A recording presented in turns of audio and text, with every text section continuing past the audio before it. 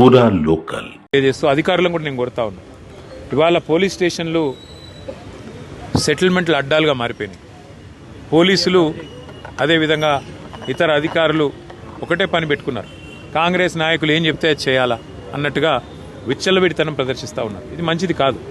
రాజకీయాల్లో గెలుస్తాము ఓడతాం. మేము కూడా 10 ఏళ్ళ అధికారంలో ఉన్నాం. కానీ గింత లేకి పనులు గింత చిల్లర పనులు ఎన్నడూ కూడా చేయలేదు.